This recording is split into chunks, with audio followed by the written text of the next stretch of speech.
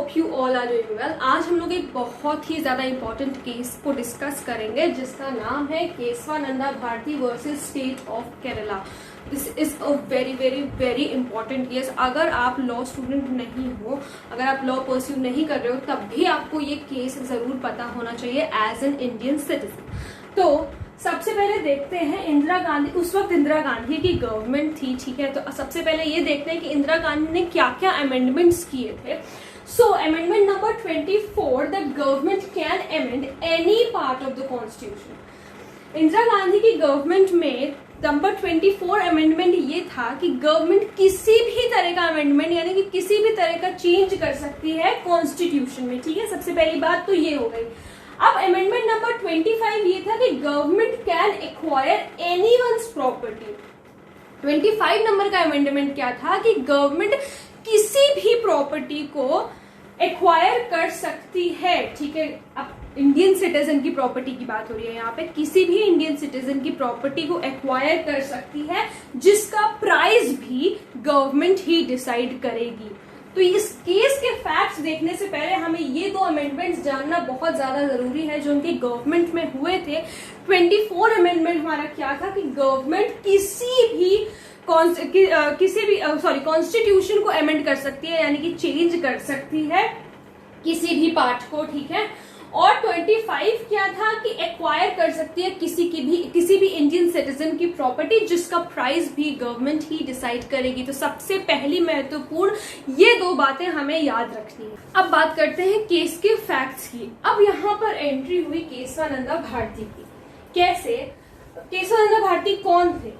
He was a Swami, that Swami H.H. Shri Kesavananda Bharti. इनका पूरा नाम क्या था? Swami H.H. Shri Kesavananda Bharati, senior head of Edneer मठ। कौन थे ये? सीनियर हेड थे एडनीर मठ के, जो कि केरला में सिचुएटेड है, ठीक है। अब Kerala government attempted to control religiously owned property under 2 state land reform acts. अब केरला गवर्नमेंट ने क्या चाहा? केरला गवर्नमेंट ने ये चाहा कि जो रिलीजियसली ओन्ड प्रॉपर्टी है किसी भी सिटीजन की, उसे वो अपने कब्जे में कर ले, ठीक है। यानी कि उसे मैनेज करने का जो राइट है वो गवर्नमेंट के पास आ जाए। यानी कि केरला गवर्नमेंट ने article 26 of the Indian constitution पर रिस्ट्रिक्शन लगाना चाहा। ध्यान से सुनिएगा, केरला गवर्नमेंट ये चाहती थी कि जो रिलीजियसली ओन्ड प्रॉपर्टी है अंडर 2 लैंड रिफॉर्म एक्ट, उसको वो अपने कब्जे में कर ले, यानी कि उसको मैनेज करने की सारी जो राइट्स है वो उनके पास चली जाए। यानी कि आर्टिकल 26, सबसे पहले देखते हैं आर्टिकल 26 क्या कहता है। Article 26 gives power to the Indian citizen और any trust to manage the religious property. Article 26 power देता है किसी भी इंडियन सिटीजन को या फिर किसी भी ट्रस्ट को कि वो रिलीजियस प्रॉपर्टी को मैनेज कर सके। उनके पास राइट है, इंडियन सिटीजन के पास राइट है कि वो किसी भी रिलीजियस प्रॉपर्टी को मैनेज कर सकता है। अब यहाँ पर केरला गवर्नमेंट ने क्या किया? केरला गवर्नमेंट चाहती थी कि आर्टिकल 26 पे लग जाए रिस्ट्रिक्शंस।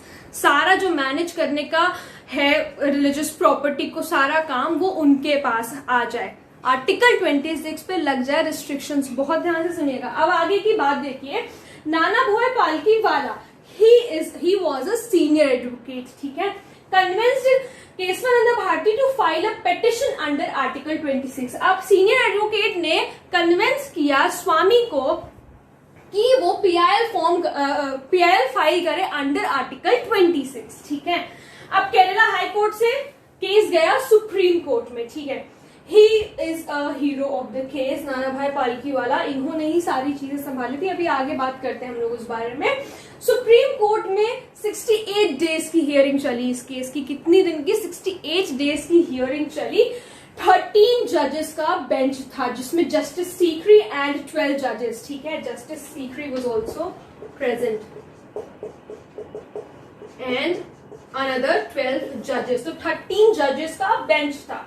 वर्डिक्ट क्या आया? 7:6, यानी कि रेशियो में कुछ जो जज थे वो फेवर में थे और कुछ अगेंस्ट में थे। मेजोरिटी ने ये डिसाइड किया कि parliament can amend any part of the constitution. Verdict क्या आया? Parliament can amend any part of the constitution. अभी याद होगा मैंने गोलकनाथ केस आप लोगों को बताया था, गोलकनाथ फैमिली वाला।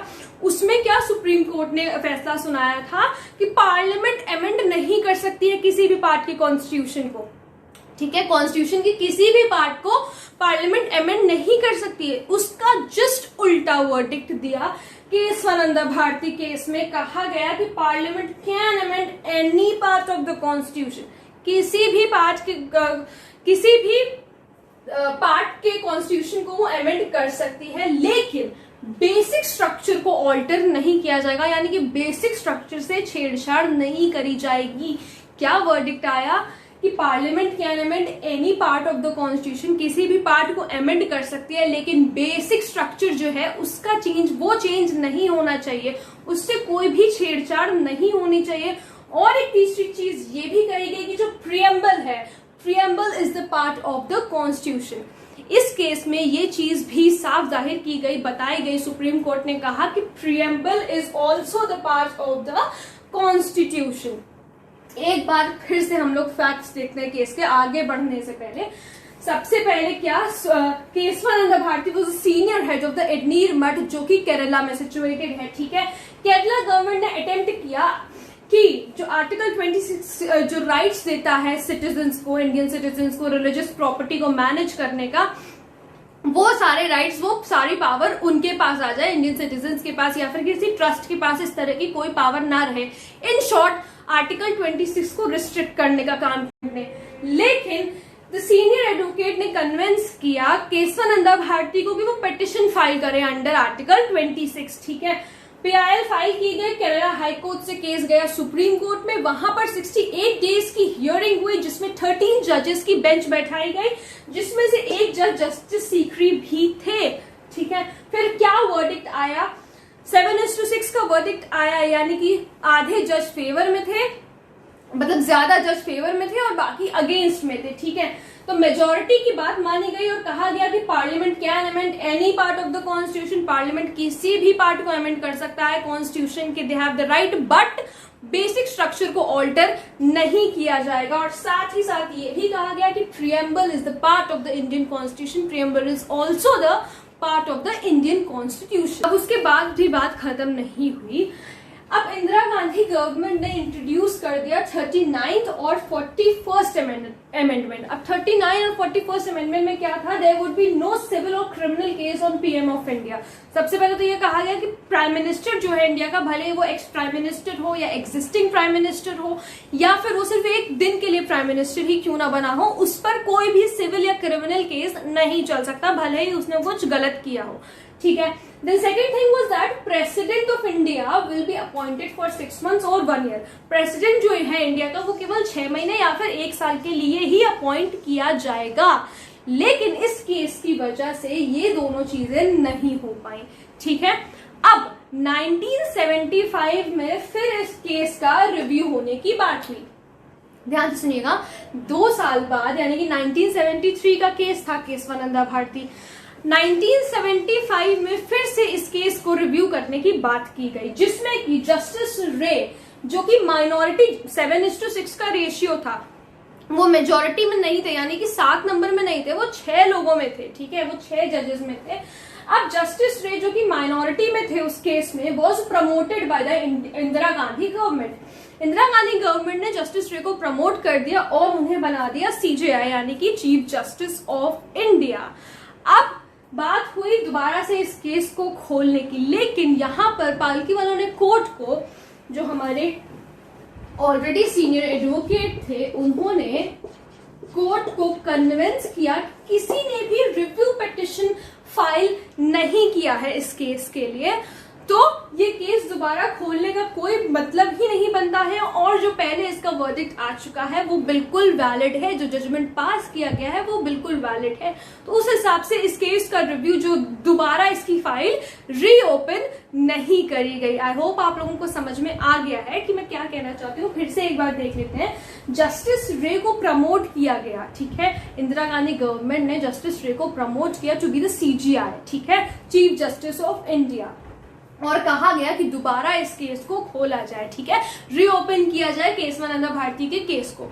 लेकिन पालथीवाला जो कि उस समय उस केस के सीनियर एडवोकेट थे, उन्होंने कहा कि दोबारा किसी ने इस केस को रीओपन करने के लिए नहीं कहा है, यानी कि कोई रिव्यू पिटिशन फाइल नहीं की गई है और उस वक्त जो जजमेंट पास किया गया था वो बिल्कुल वैलिड था, ठीक है।